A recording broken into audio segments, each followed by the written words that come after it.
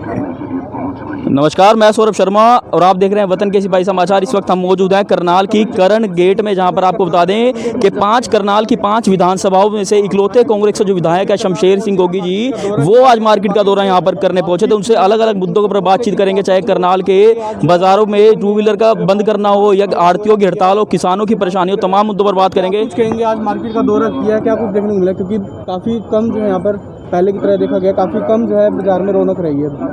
देखो, काफ़ी कम नहीं, ये मैं इस बाज़ार को देखते हुए 50 साल से ज़्यादा हो गए। 50 साल से ऊपर से मैंने आज तक इस बाज़ार की ऐसी हालत नहीं देखी। ये हमारा दुर्भाग्य है और शहर का भी दुर्भाग्य है कि यहाँ व्यापारियों के साथ भी और आम आदमी के साथ भी इतना दुर्व्यवहार क्यों हो रहा है। अगर इनको कुछ ऐसा इंतज़ाम करना है, किसी को बेनिफिट देना है, अगर जनता के हक़ में ही कोई काम करना है, तो ये इतने सालों से मांग चल रही है कि पार्किंग बनाओ, क्यों नहीं बनाते। ये इस बाज़ार में से तब कोई तकलीफ़ नहीं होती जब सिटी थाना की गाड़ियाँ निकल के जाती हैं। तो लोग सिटी थाना में कैसे पहुँचेंगे? पैदल पहुँचेंगे। और बाज़ार के अंदर 2 व्हीलर चलाने से दिक्कत क्या है? कोई तकलीफ़ नहीं है मेरे ख्याल में। अगर बाज़ार में चले ऐसी हालत जो अब हम देख रहे हैं 7 बजे, ऐसी हालत तो सुबह 10 बजे होती है यहाँ। तो अगर बाज़ार इसी हालत में रहेगा तो फिर ये दुकानदार जो बेचारे 1 साल से पहले तो कोरोना की मार में लॉकडाउन में मारे गए, इतनी बड़ी बड़ी दुकानें बहुत सारे लोगों ने किराए पे भी ले रखी होंगी, कैसे किराया देंगे उनका? अब समय तो ये 4 बजे तक भी जो किया है ना, ये भी लॉलीपॉप है, क्योंकि 12 से 4 बजे तक, 12 बजे बाज़ार खुलता है 11 बजे, और 4 बजे तक यहाँ पे गाहक जो है नहीं आता। जो गांव से दूसरे लोग जगह से लोग आते हैं वो शाम को ही आते हैं, अपने घर बाहर से काम करके निकलते हैं। और शहर वाले भी जो हैं वो भी जब ऑफिस बंद होते हैं, कहीं ना कहीं से स्कूल बंद होते हैं, तो तभी लोग 4 बजे के बाद यहाँ आते हैं। तो जब लोग आएंगे तो भीड़ किसके लिए भाई? अगर भीड़ ही इन दुकानों में नहीं आएगी तो खाली दुकानें, शोरूम बनाने का फ़ायदा क्या है?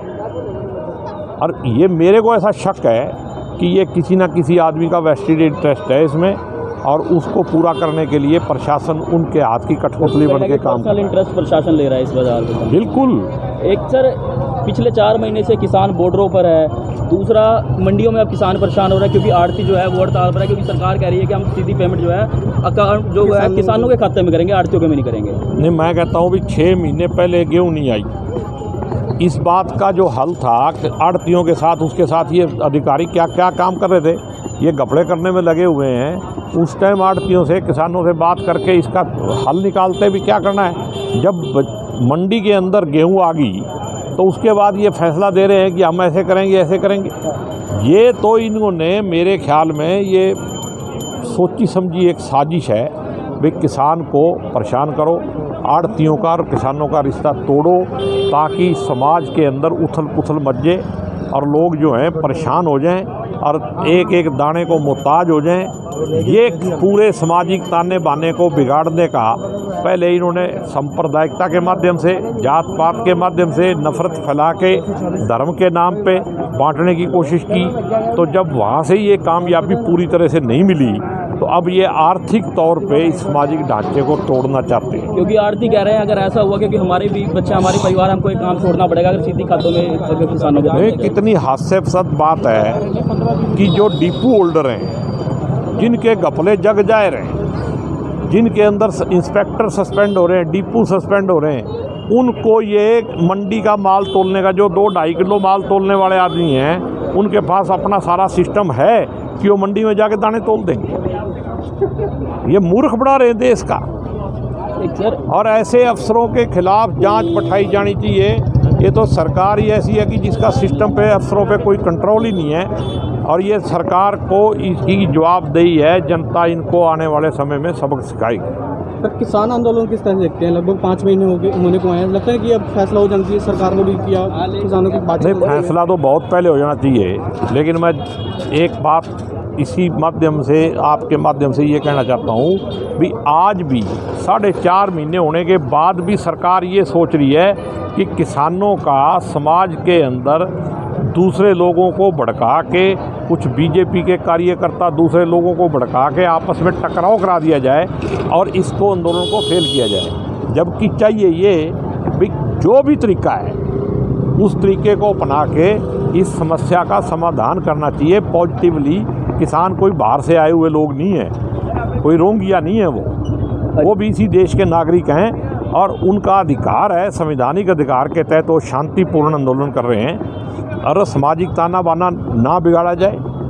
मेरा किसानों से भी ये पूरी तरह से अनुरोध है, प्रार्थना है कि उनको भी सरकार के लपेटे में नहीं आना चाहिए। ये ट्रैपिंग कर रहे हैं कि किसी तरह सामाजिक ताना बाना बिगड़े और अपना बेनिफिट हो।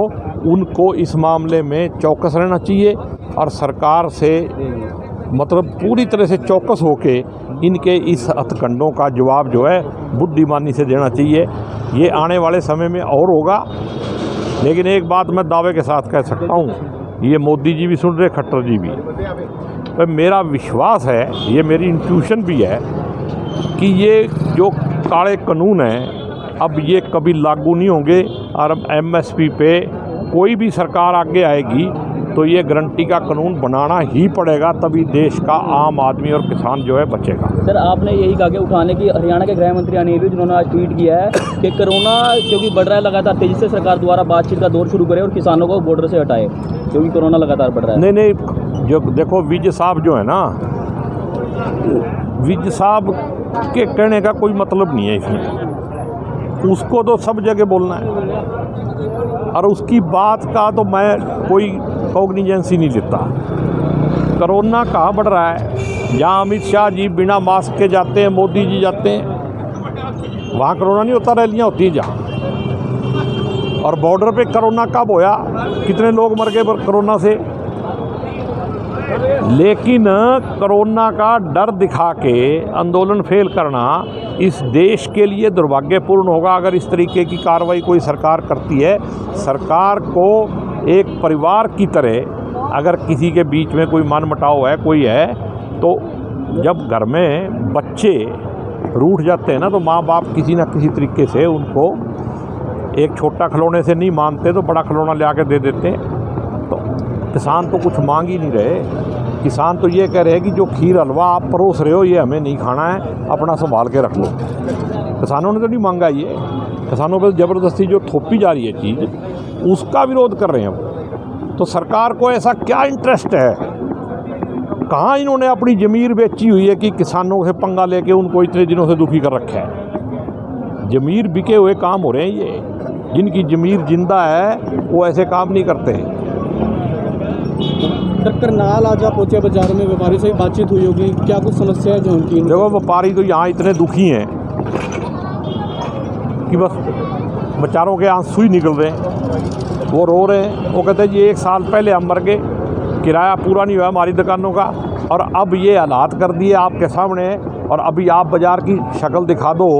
अगर उन मतलब बंद आँखों वाले अफसरों को और राजनीतिकों को जो ये खेल खेल रहे हैं उनको दिखाई दे जाए, तो आप उनको दिखाओ कि बाज़ार की हालत क्या है। तो ऐसे में इतना बड़ा बाज़ार जो है, ये मेन बाज़ार है करनाल का, तो क्या इसका मतलब बेनिफिट सरकार को होगा? और आम जनता और मध्यम वर्ग अगर मर जाएगा तो देश कैसे बचेगा? यही बहुत ख़तरनाक खेल खेला जा रहा है, इससे सरकार को बचना चाहिए। तो आप रखेंगे इनकी आवाज़? जय।